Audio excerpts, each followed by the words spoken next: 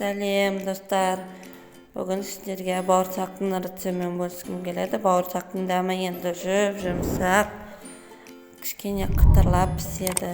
Ең алдымен жылы сүтімізді бір табаққа құямыз, қаймағымызды саламыз кішкене. Тұзымызды, бұрышымызды, дрожжімізді, яғни ашытқымызды, шекерімізді салып, кішкене шемішек май құйып, ұнымызды салып, қасықпен немесе венчикпен араластырамыз. Онды жайдан салып, қамыры уже кішкене қатайған кезде қолымызбен илейміз. Рецепті төменде описанияда болады, көрулеріңізге болады. Табағымызға шемішек майымызды құйып, осылай үстін басып, пищевой пленкаменен орап қоямыз. Бір 35-40 минутқа қойып қоямыз. 35-40 минуттан кейін осылай кішкене үлкен болып ашиды.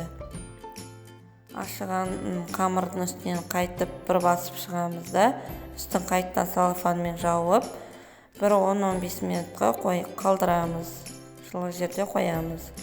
10-15 минуттан кейін осылай керден ашыған қамырды осылай екі бөліп жайып аламыз да, менде құманның қақпағы домалақ, сонымен басып, түтпіріштетіп пышақпен кесуге де болады. Маған өзіме осылай ыңғайлы.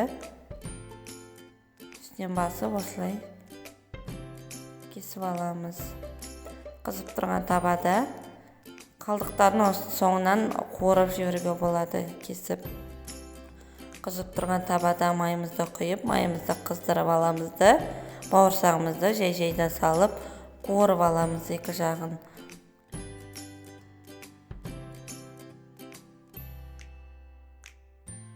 Қуырып болған соң, міндетті түрде қағаз сүлгіде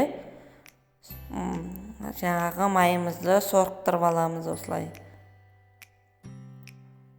Енді жұмсақ, қытырлап, балдарға да ұнайды, жұмсақ болып шығады. Сіздермен болған мен сұлу.